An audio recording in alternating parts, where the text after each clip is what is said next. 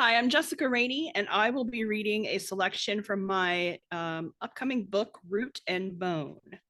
No introduction. I'll just start reading and hopefully we can pick it up and see what it's about. Leona and Jewel hiked up and over the hill, then descended into the familiar holler that evoked comfort and safety as soon as they stepped off the trail and into the green wonderland. Just as it had from the first day, they'd seen it so many years ago. Granny K kept spectacular herb and magic gardens. Even in the late fall weather, things grew all around, wild looking, but controlled by Granny K's expert hand.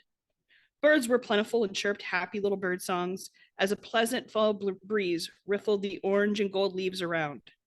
The grass was soft underfoot and well tended by the goats and the donkey. He trotted over when he saw the girls emerge from the woods. He snorted and brayed at Jewel, then nickered at Leona and lowered his head for his customary ear scratching. That thing is a menace, Jewel said. She eyed him warily and kept her distance. Jewel had had more than a few bites from the donkey over the years. Well, he's a useful menace, Granny K said. The old woman knelt in her garden, planting some fall bulbs. Her bright white hair shimmered and shone in the crisp fall sunshine, and her blue eyes sparkled. She smiled at them and raised her ancient body up from the ground. He keeps bears away and other unsavory types that would like to wander in here. She hugged Jewel, then looked over at Leona.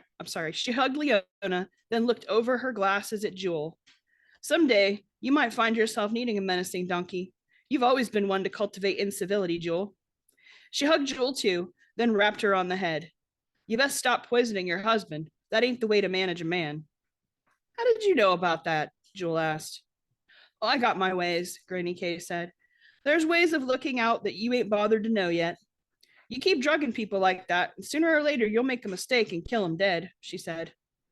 Well, that might not be a mistake, Jewel said. Jewel Elizabeth Spencer, that better be just your smart mouth and not how you really see it. Magic can come and magic can go if you don't act right. Maybe it goes when you need it most, so you best be careful about how you treat it. You don't use it so you can go dancing the jitterbug out at the honky tonk and ignore your home duties. Well, what if I don't want them home duties?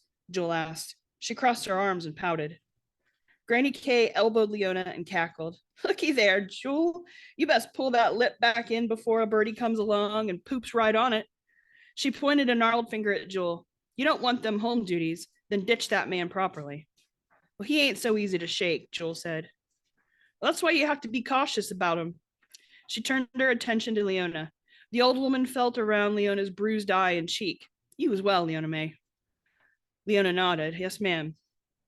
Well, come on inside then and have some tea. We'll sort both of you girls out, I expect. Inside, the little cottage was warm and cozy. Every manner of herb hung drying in the rafters. Granny K's workbench was full of jars and projects, and the whole place smelled earthy and herbaceous with a tinge of magic prickling at the nose. A little fire crackled in the hearth, and Granny K had a kettle going in no time. She moved around her space deftly. Jewel and Leona sat at the table in their own spots, the ones they'd sat in for years, as Granny K tutored them in lore and magic. Jewel on her left, Leona on her right. Granny K put the tea down for them and gave them each a cookie. Then she sat in the middle. Now, tell me what trouble you girls have gotten up to. Leona pulled the little bag from her satchel and set it on the table. Kay stopped what she was doing and stared at it. Where did you get that? Kay's voice was quiet and calm, but there was a deadly seriousness about it that immediately alarmed both Leona and Jewel. Leona felt her stomach turn, and when she looked over at her sister, Jewel's face had gone pale and her lips pinched at the corners. I found it. There's a missing girl, and me and Jewel set out to find her. I found it in her desk drawer at her house. Did you touch it, either one of you? Kay asked.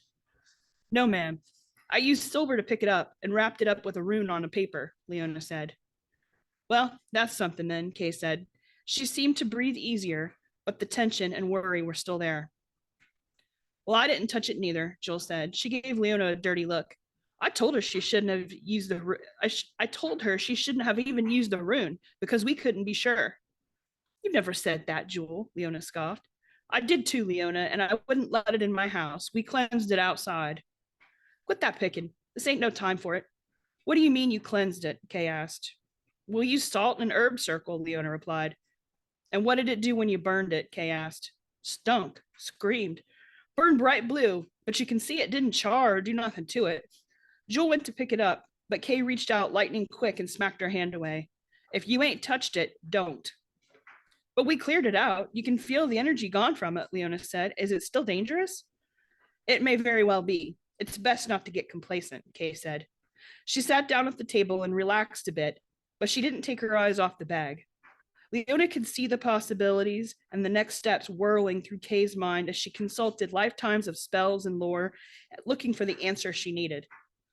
You want me to show you what's in it? Leona asked. Granny Kay shook her head. I already know. Hair, fingernails, and blood. Leona and Jewel looked at one another. Both girls' faces looked relaxed. If Kay already knew all about it, then they were less worried. Kay always knew. I figured the hair was Mary's, the missing girl, and probably the blood too, but the nails don't look human. They was thick and yellow, like they had a fungus, but something worse. Who do they belong to? Leona asked. Nobody you're ever going to care to meet, Kay said. You're partial right. The hair belongs to the girl, the blood belongs to whoever made up that curse bag, and the nails. Kay paused. I ain't going to say his name, not here. Leona's stomach flipped and churned. Kay wasn't afraid of anything or anybody. Her magic was safe and loving, but powerful. You could feel it. You just naturally understood not to try her. So if Kay were suddenly cautious and not repeating a name like this, Leona was worried. Can't be that bad, Jewel said. It can be, and it is, Kay said. I thought you said not to be afraid of names. Jewel had a defiant set to her jaw. I believe what I said was to respect names, but to know when to keep your mouth shut, Kay said. A lesson you ain't mastered yet, Joel Elizabeth. Jewel backed down, but pouted. Leona ignored her. Ma'am, what was that thing? It's a curse. It's cursed that missing girl, and it's cursed whoever found it. Kay sipped her tea. You didn't touch it outright, so that's good. But I fear it won't be enough to keep it off you. What's the curse going to do? Jewel asked. Her curiosity trumped her surliness at being called out. Jewel did love a curse. I don't know. It'll take me a while to figure that out. You best leave it here and let me study it. If we can't work up a counter, if we don't know its intent. Not for sure, anyways, Kay said. Maybe we can just try a bunch of counters and one will catch it, Leona suggested. Well, let's see what we see first, Kay said. One thing I do know is that you won't find that missing girl alive. Leona nodded. I think so too. I reached out for her and didn't get no bounce back. I think we ought to do a locator spell, Jewel said. Yes, do that. Jewel's proficient at that. You got something of hers then? Kay asked. Jewel gave Leona a smug look at Kay's compliment. She enjoyed being better at things than Leona and knew that those locator spells and Leona's struggle with them was a source of annoyance, one she loved to exploit regularly. Yes, we got Mary's hair. Leona narrowed her eyes at her sister, but otherwise didn't antagonize her. She looked back to Kay. The old woman ignored the pick and two. You girls need to be cautious. There's something nasty at work here, and this mean little pouch is just the start. Don't take no chances. Keep up your wards, and don't do any frivolous magic. She cast a stern look at Jewel. You may need that energy. You girls listening to me? Both Leona and Jewel nodded. Yes, ma'am, they answered in unison. Good.